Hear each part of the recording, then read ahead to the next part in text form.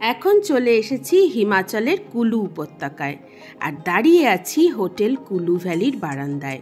সিমলার পর আমরা চলে এসেছিলাম কুলুতে। কুলুতে অনেকেই থাকেন না, সোজা চলে যান মানালি। আমাদের এবারের ট্রিপে কিন্তু মানালি নেই, রয়েছে কুলু উপত্যকার কিছু লুকিয়ে থাকা সৌন্দর্য। এখন দাঁড়িয়ে আছি হোটেল কুলু ভ্যালির ঠিক সামনে অবস্থিত এই ব্রিজটায়, যেটা এতক্ষণ দূর থেকে দেখা যাচ্ছিল। সেই ব্রিজটায় অনায়াসেই কিন্তু হোটেল থেকে মাত্র 100 মিটার হেঁটেই পৌঁছে যাওয়া যায়। আর সেই ব্রিজের উপর অনেকক্ষণ ধরে আমরা ছবি তুলেছিলাম। বিয়াস নদীর এই অসাধারণ উচ্ছলতা এবং সৌন্দর্য কাছ থেকে উপলব্ধি করতে হলে আপনাকে এক রাত কুলুতে থাকতেই হবে। আর যদি আপনি অ্যাডভেঞ্চার স্পোর্টস ভালোবাসেন তাহলে কুলুই হবে আপনার জন্য সেরা ঠিকানা, কারণ বিভিন্ন রিভার রাফটিং ক্যাম্পিংয়ের কোম্পানি রয়েছে এই কুলু শহরেই।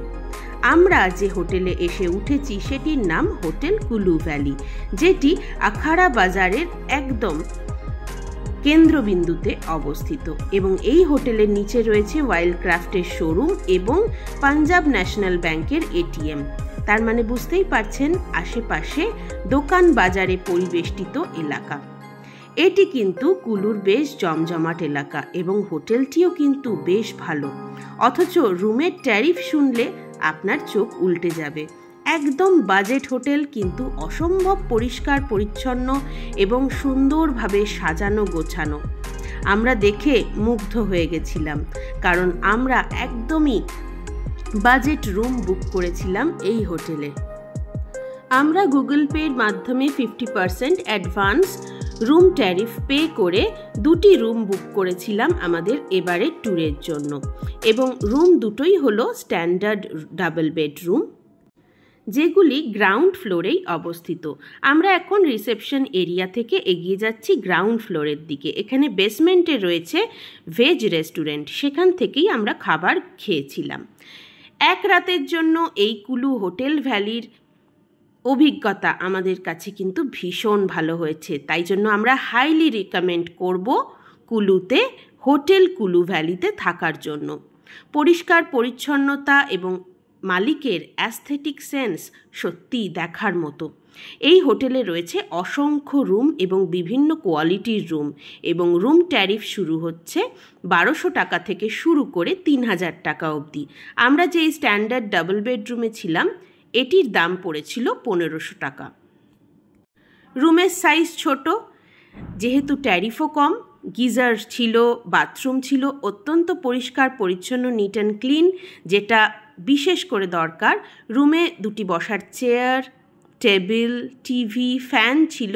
শুধু যেটি ছিল না সেটি হলো ইলেকট্রিক কেটেল। ওয়ার্ড্রোবও ছিল, ব্ল্যাঙ্কেটও দেওয়া হয়েছিল। এই 12 নম্বর এবং 15 নম্বর দুটি রুম আমরা নিয়েছিলাম, যেহেতু আমরা 4 জনে মিলে এই হিমাচল ট্রিপে এসেছি। রুমের সাইজ ছোট হওয়ার জন্য এই বেডগুলিতে 3 জন শোয়া একটু কষ্টকর, তবে 2 জন অ্যাডাল্ট, একটি বাচ্চা অনায়াসেই এই স্ট্যান্ডার্ড ডাবল বেডরুমে রাত কাটাতে পারবে।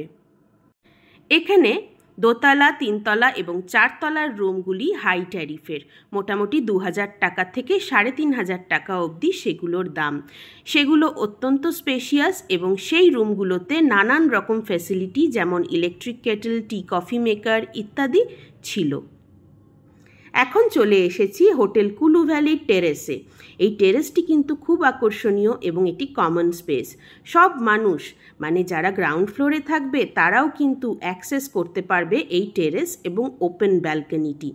ওপেন ব্যালকনি থেকে দেখা যায় দিগন্ত বিস্তৃত বিয়াস নদীর অসাধারণ সৌন্দর্য, এবং শব্দও শোনা যায় জলের। সেই শব্দটা এখন আমি শোনাতে পারলাম না, কারণ গাড়ি ঘোড়ার আওয়াজে সেই শব্দটা চাপা পড়ে গেছিল। সেই জন্য রাতের কুলু শহরের দৃশ্য দেখেই মন ভরিয়ে নিন। এখন আমরা বসে আছি হোটেল কুলু ভ্যালির টেরেসে, যেখানে বনফায়ার চলছিল এবং আমাদেরকেও ইনভাইট করা হয়েছিল ছাদে। তাই আমরাও খাবার দাবার এবং পানীয় নিয়ে বসে গিয়েছিলাম সেই আগুনের সামনে, নিজেদের মতো করে কুলুর অসাধারণ ওয়েদার এবং পরিবেশকে এনজয় করার জন্য। রাতের কুলু শহরও কিন্তু খুব সুন্দর লাগে, ঠিক যেমন সিমলা লাগছিল। রাতের বনফায়ার জমে উঠেছিল প্রায় রাত 11টা অবধি। তারপর পরদিন সকালে আমরা আলুর পরোটা খেয়ে বেরিয়ে পড়েছিলাম পায়ে হেঁটে কুলু ভ্যালিকে এক্সপ্লোর করব বলে। আর সেই পায়ে হেঁটে আসার প্রথম গন্তব্যটি হলো হোটেলের একদম পাশেই অবস্থিত এই প্রাচীন গুরুদ্বারাটি। এর আগেও আমরা কুলু আসার পথে একটি প্রাচীন গুরুদ্বারায় গেছিলাম, সে গল্প অন্য দিন বলবো। আজ শুধুই বলবো হোটেল কুলু ভ্যালি থেকে পায়ে হাঁটা দূরত্বে অবস্থিত দুটি উল্লেখযোগ্য স্থান।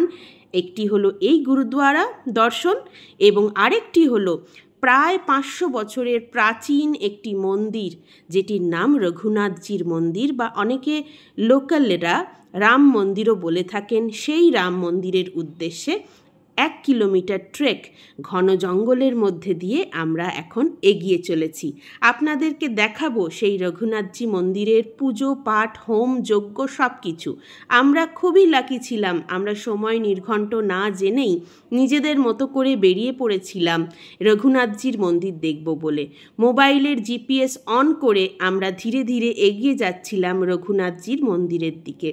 প্রায় 1.5 কিলোমিটার হাঁটার পর আমরা লোকাল মানুষদের জিজ্ঞাসা করে তবে এই মন্দিরের গেট খুঁজে পেয়েছিলাম, কারণ মোবাইলের জিপিএসে সঠিক স্থান দেখাচ্ছিল না।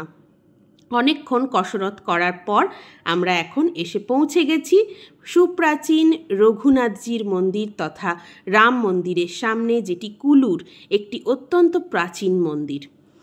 মন্দিরে ঢুকেই জুতো খুলে রেখে আমরা ধীরে ধীরে এগিয়ে গেলাম মূল গর্ভগৃহের দিকে। মন্দির চত্বরটি বিশাল এবং খুব সুন্দরভাবে মেনটেন করা, প্রচুর গাছপালা লাগানো আছে এবং হিমাচলি মন্দির ঠিক যেরকম হয় সেই রকমই কাঠের কারুকার্য করা এই মন্দিরে। গিয়ে দেখলাম যজ্ঞের আয়োজন করা হয়েছে এবং ঠাকুরের পুজো মানে রঘুনাথজির পুজো শুরু হবে। রঘুনাথজি বলতে কিন্তু রাধাকৃষ্ণকে বোঝানো হয় এবং ভগবান রাম যেহেতু কৃষ্ণেরই আরেকটি রূপ, সেই জন্য এই মন্দিরকে অনেকে রাম মন্দিরও বলে থাকেন।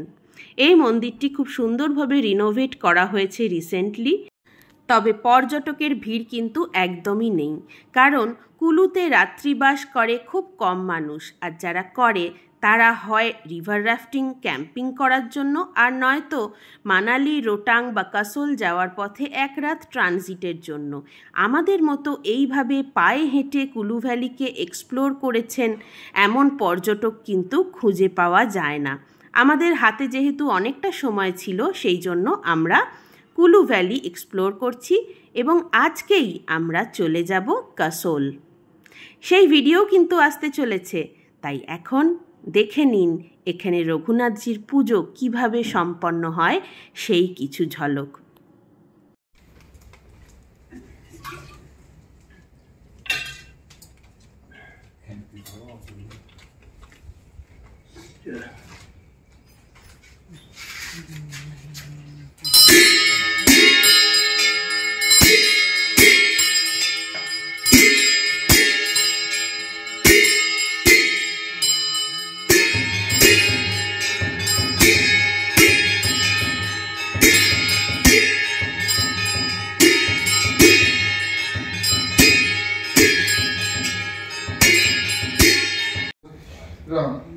भद्राय राम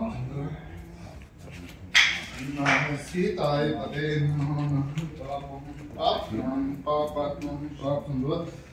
हरि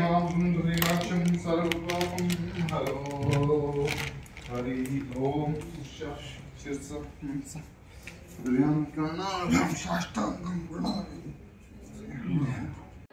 এই কুলু ভ্যালি থেকে কিন্তু অনায়াসেই 2000 টাকা দিয়ে একটি গাড়ি ভাড়া করে পৌঁছে যাওয়া যায় বিজলি মহাদেব, যেটি এখানের অত্যন্ত পবিত্র তীর্থস্থান।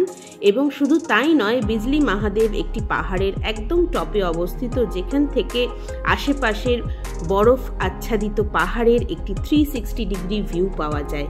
সময়ের অভাবে আমরা বিজলি মহাদেব যেতে পারিনি, কারণ গাড়ি যেখানে নামিয়ে দেয় সেখান থেকে 3 কিলোমিটার হেঁটে হিল টপে পৌঁছাতে হয় বিজলি মহাদেবের।